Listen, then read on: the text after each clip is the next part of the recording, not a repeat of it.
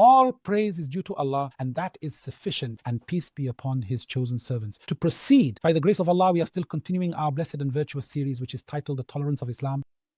And by the grace of Allah, we are still speaking about that tolerance which Muslims, by Allah's favor, have shown towards the people of the book, and other 7 towards the polytheists, even towards idol worshippers, in other words, towards the people of disbelief wherever Muslims have reached. I would present to you examples of such tolerance that words themselves fall short of expressing their true meaning, and pens are unable to capture a description of it. Come with me, by Allah's will, to look at this kind of tolerance. The scholars say that among the aspects of tolerance is considering benefit and proper intention, considering benefit and correct intention in dealing with the people of the book. What does that mean, everyone? It means that part of tolerance is to take into account benefit and correct intention. This becomes clear to us in the context of this noble and honorable stance of Umar ibn Al-Khattab. May Allah be pleased with him, with the people of the book. There is also a narration from Abdullah ibn Qais. What does he say, everyone? He says, I was among those who received Umar ibn Al-Khattab. May Allah be pleased with him, along with Abu Ubaidah, as they were leading their group to Syria, coming to the Levant. So while Umar was traveling, when Umar entered the lands of the Levant, and Abu Ubaidah, may Allah be pleased with them all, was with him, they were walking along the road, entering the region of the Levant. During the conquest of the Levant, in Al-Jabiyah and elsewhere, the important thing, look at what happened. As Umar was walking, he encountered the Mukallisun. Pay close attention. They are a people who play a game in front of the rulers, performing with swords and basil when the rulers arrive. That is, during their festivals and on major occasions, times of happiness and joy brought about by peace and safety, as a result of being far from war, as a result of great celebrations among these people. These people would come and perform with swords and basil in front of the dignitaries and great figures who visited them. When Umar saw this, he wanted to put a stop to it. Then he said, send them back and stop them, send them back and stop them. Of course, when these people do this, it is a tradition for them. It's one of their customs, a joyful way to welcome others. If you try to prevent them from such things, it creates a sign. They'll say, so he's not. He doesn't want to uphold the covenant he gave us. He doesn't want to maintain safety and security.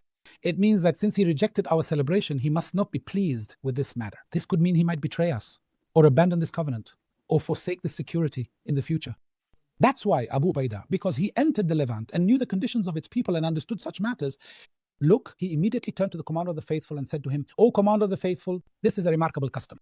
This is a remarkable custom, or something of that sort. And he said, if you prevent them from it, they will harbor within themselves, meaning they will consider it a breach of their covenant. They will think that Umar ibn Al-Khattab, may Allah be pleased with him, is not satisfied and does not accept that he will break their covenant, and they will harbor ill thoughts and keep this feeling inside themselves. Look at Umar's response, may Allah be pleased with him. Right away when Abu Ubaidah said that to him, meaning, let them be, let them play, let them rejoice. He said, let them be, for Umar and the family of Umar are obedient to Abu Ubaidah. Why is he obedient to Abu Ubaidah? Because Abu Ubaidah commanded obedience. He commanded obedience. He advised obedience. Despite, of course, the status and virtue of Umar, may Allah be pleased with him. So here, why did Umar ibn Al-Khattab let them continue with one of their traditions, playing with swords and basil and celebrating in front of the one who arrived like this? Because with all due respect, this falls under the category of public interest. It falls under the category of genuine benefit. If they were prevented, it would lead to harm. But if they were allowed, it would bring about great benefits for Islam and the Muslims. So the tolerance of the commander of the faithful, may Allah be pleased with him and grant him peace, was clearly shown toward these people. And that's not all. For Umar ibn Al-Khattab, when he sent Amr ibn al-As and Egypt was conquered, just look at the tolerance, justice and mercy.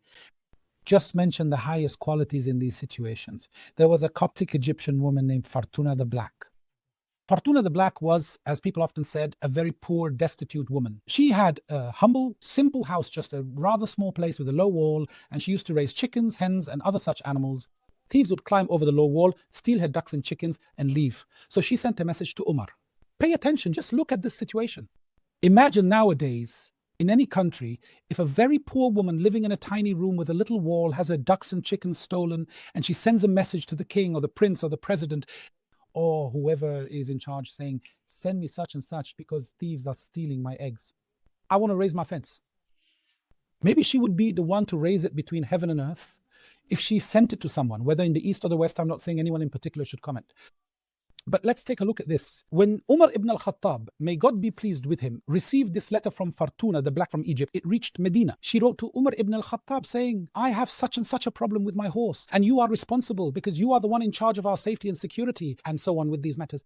So Umar ibn Al-Khattab sent a letter to Amr ibn al-As saying, as for what follows, when my letter reaches you, send the builders to construct and raise a sturdy, protective wall for Fartuna the Black so that thieves cannot steal the eggs from her chickens. Just imagine my letter, truly think about what it actually means for an official office to send you such a message. Really, just pause and consider it for a moment and let the significance of such a request sink in for a while. Take a moment to truly reflect on it. Send the builders immediately to raise that wall for Hera, strong, tall wall, and make it thick and sturdy so that no thief can come and steal the eggs or harm this woman. To me, she's poor and helpless, and she owns nothing but these few things.